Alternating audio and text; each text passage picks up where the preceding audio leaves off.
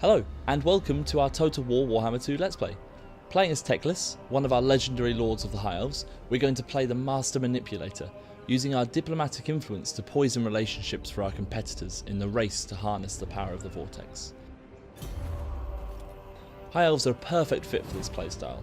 They have unique campaign mechanics such as Elven espionage, which allows us to see the territory of anybody we trade with, as well as intrigue at court, which we will talk about later.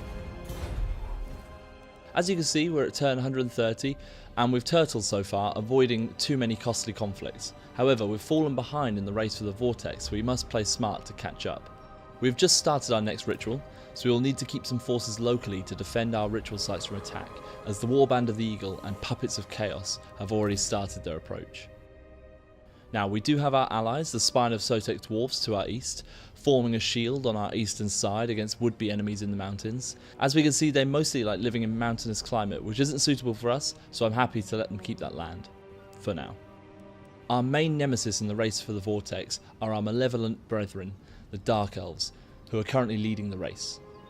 Now, we could build and send a force north to slow them down, or we could use Intrigue at Court, a High Elf specific campaign mechanic, to drop a hornet's nest on their lap. We've already sent an agent towards Nagaron to keep an eye on our enemy, so we can see that the Norscan tribe Hmong are the perfect puppet for us as we look to manufacture a war abroad to halt their rapid progress towards their next Vortex ritual. If we open the Intrigue at Court menu, you can see that we can improve or decrease relations between any factions we have encountered during our campaign, using influence which is gained through events and completing missions. Hmong and Nagaron already dislike each other, but they are yet to wage war. Let's see if we can push Hmong over the edge and give Malekith a headache he wasn't anticipating. One of our agents, posing as Druki, stirs the cauldron of hate, fostering resentment between Nagaron and Hmong, with lies both white and dark. Now, over the next few turns, we should be able to see if we have made a difference. Our ally and brother Tyrion is in the Shadow Wood, very close to Malekith. Let's set a war coordination target and try and weaken the Witch King's forces. If we have a look at the strategic map, we can see that the Dark Elves are now fighting on several fronts. This should slow down their progress if all goes to plan. Now let's end the turn there and see if our meddling has worked. Today we're just going to skip the turns as we do have a lot to get through on this Let's Play. Oh, okay. Our Intrigue at Court has taken effect a lot quicker than we expected, and we pushed that relationship to breaking point. Hmong and Nagaron are now at war. Now let's have a look and see what we can do closer to home. We still have the Warband of the Eagle approaching from the south, and the Puppets of Chaos from the east. They'll soon be here, so we need to prepare for those battles. Let's use our influence to recruit an even better lord than is usually available. So there's several lords for us to choose from, but I'm going to go for Rubinus. She costs 60 influence, but for that we get the strong trait, which gives her plus 40 armor and plus 20% weapon strength. She can help defend one of the key ritual sites, and it also completes our mission that we were given at the start of this turn, Call the Wardens. I'm also going to recruit a few Silver Helms to bulk up the defence. Now we have our rituals defended, we can have a look at how Teclis can make an impact. We've already been using our Intrigue at Court earlier in the campaign to meddle with the Lizardmen's relationship and prevent them joining forces. They will be much easier to defeat, one at a time. As we can see, we've been assigned a mission to take Tlaxlan. This town is a ritual site and will gain us extra wave fragments, our ritual currency. Now let's move Teclis further towards this settlement. We can also see our Elven espionage working well for us, as we have a trade agreement with Hexoatl. We can see all the way up to Tlaxlan, so we know the coast is clear. Let's steal some technology using our mage Kavina to help increase our research rate. This has caused her to level up, so let's upgrade her steal technology skill and we can end the turn there.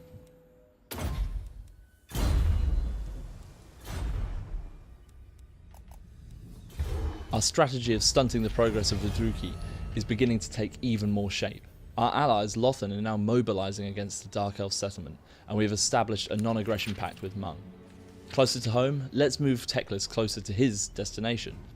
He is now trespassing in Hexoatl land. They could become a real issue for us soon, so we will need to think about how we can make life difficult for them. They only have one main ally, the New World colonies. Let's try and drive a wedge between them and Hexoatl. Using Intrigue at Court, we can start to deteriorate their relationship.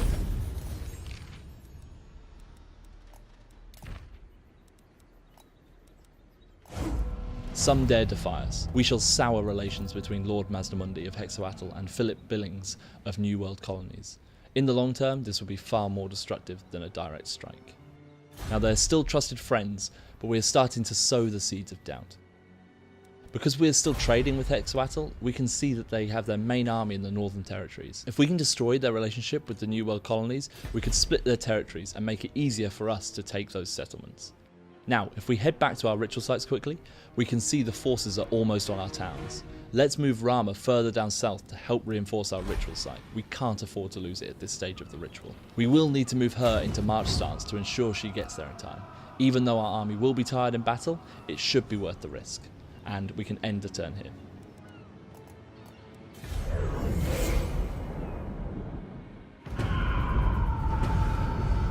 These ritual disruption forces are really getting close now. The puppets of chaos are at the gates and have besieged our settlement, and the warband of the eagle aren't far away either. We need to attack chaos right away to ensure we don't get ganged up on by both of them and get swarmed. Now let's make sure we're in control of this situation. Thanks to our new elite general and our reinforcing army, we have outmaneuvered the puppets of chaos and made this a winnable battle for us.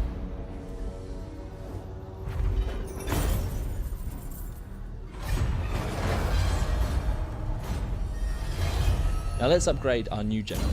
I'm going to choose Inspiring Presence to help with the next upcoming battle, and change the army stance to Lilia's Blessing, a new stance for the High Elves, which will help make our wizard even more powerful in the next battle. Now let's move Teclis towards his destination and end the turn there.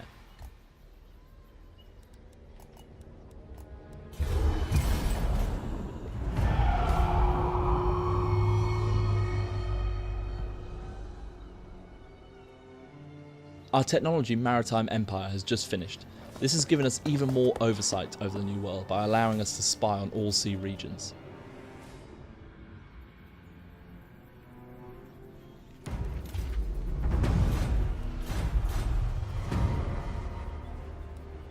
Now we need to pick a new technology. I'm going to go for light Ithilmar armor, so we can give a buff to our spearmen, archers and Northern Sea Guard. Now let's change our focus to destroying these armies threatening our ritual. As we've played this tactically and managed to keep our armies down south, and using intrigue at court to meddle up north, we can sally forth and win both battles to continue with our ritual.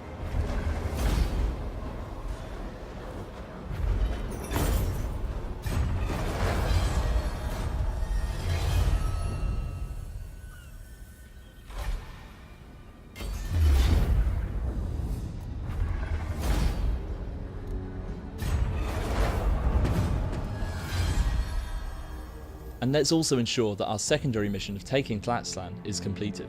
We can take Teclis out of march stance now and begin the assault on the settlement. We're also going to activate a rite, Improvisation of Hall, which gives the Swordmasters of Hoeth in our army armor and experience buffs, as well as a new ability, Vorl's Hammer, which causes a powerful explosion and affects settlement walls.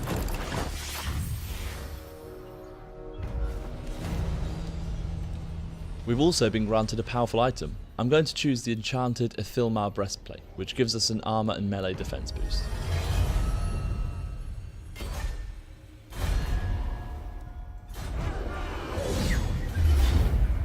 I'm going to leave you with a short montage of Teclis taking this settlement, which I hope you're going to enjoy, and of course, thank you very much for watching this High Elves Let's Play.